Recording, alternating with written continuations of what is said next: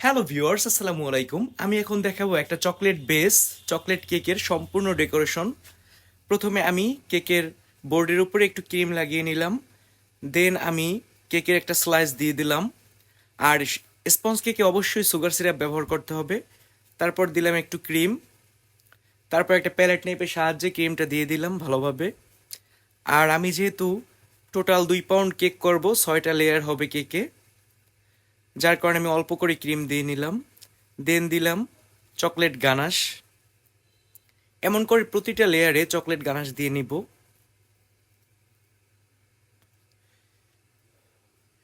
কেকের উপর chocolate ganache দিলে প্রতিটা লেয়ারে টেস্টটা অনেক বেড়ে যায়।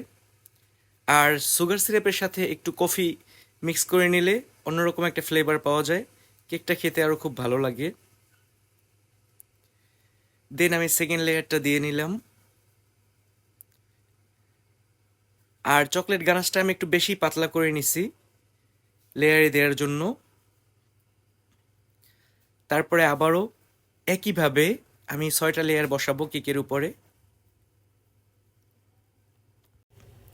কেকের মধ্যে ক্রিম দিয়ে কেকটাকে ক্রাম কোটিং করে অবশ্যই অনেকক্ষণ ফ্রিজে রাখতে হবে, তাহলে কেকটায় পারফেক্ট টেস্টটা চলে আসবে।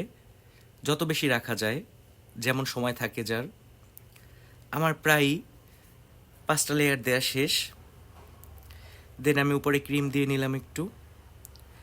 উপরে ক্রিম দিয়ে আমি এটা অল্প পরিমাণ ক্রিম দিয়ে খুব ভালোভাবে কোটিং করব। এই কোটিং অবস্থায় কেকটাকে আমি ফ্রিজে নর্মালে 1 ঘন্টা 2 ঘন্টা যথাসম্ভব রাখা যায় রেখে তারপরে আমি একটা পাইপিং ব্যাগে ক্রিম ভরে নিব।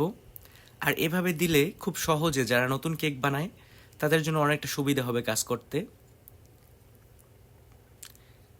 লক্ষ্য করুন কিভাবে আমি ক্রিমটা দিচ্ছি। এভাবে দিলে দুইটা সুবিধা, একটা হচ্ছে বেসটা করতে অনেক কম সময় লাগে, আর খুব সহজে বেসটা করা যায়। চারপাশে দেয়া হয়ে গেলে আমি উপরে ক্রিম দিয়ে নিব। চাইলেই ক্রিম দেওয়ার সময় ফিনিশিং যখন দিবে তখন অনেকটা ক্রিম কমিয়ে ফেলা যায়। এখন দেখুন আমি কিভাবে কেকের ফিনিশিংটা আনি। আর একটু চেষ্টা করলেই বুঝতে পারবেন যে কতটা সহজ একটা বেস করা। প্রথম পর্যায়ে অবশ্যই এতটা সহজ মনে হয় না। আমি যখন প্রথম করেছি তখনও আমার কাছে অনেকটা কষ্টই লাগতো, বাট এই ট্রিক্সটা ফলো করলে খুব সহজে একটা কেকের বেস করা যায়।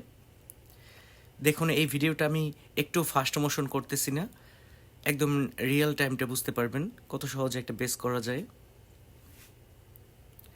তারপর প্রথমে একটু মিলিয়ে নিতে হবে, দেন একটা স্ক্রাপারের সাহায্যে ধরে একটুখানি বাম হাত দিয়ে টার্ন টেবিলটা ঘোরালেই দেখবেন কত সুন্দর একটা বেস হয় কেকের। চারপাশেরটা হলে তারপরে উপরেরটা করে ফেলবো, ফিনিশিংটা উপরের। আর এইটা এতটা সহজ যে কেউ পারবেন। প্রথমে একটু পাইপিং ব্যাগ দিয়ে ক্রিমটা দিয়ে নেবেন। তারপর একটা প্যালেট নেবের সাহায্যে উপর থেকে অল্প অল্প করে ফিনিশিংটা দিয়ে নেবেন।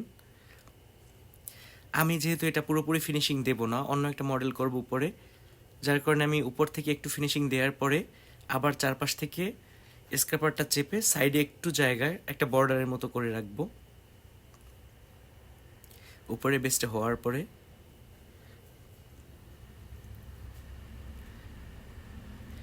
এখন এভাবে মাঝখান দিয়ে ধরে আলতো হাতে ঘোরালেই দেখবেন সুন্দর একটা ফিনিশিং আসছে কেকের উপরে। তারপর আমি স্ক্রাপার দিয়ে ঘুরিয়ে ঘুরিয়ে উপর থেকে একটা বর্ডারের মতো ফেলবো।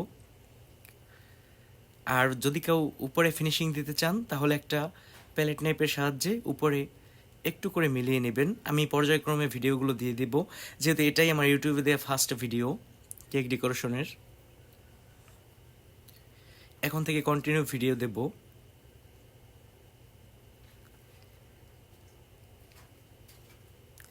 দেখুন কিভাবে ফিনিশিংটা দিয়ে ফেললাম। ভিডিওটা ভালো লাগলে অবশ্যই একটা লাইক করবেন, আর চ্যানেলটা অবশ্যই সাবস্ক্রাইব করে দিবেন। ধন্যবাদ সবাইকে।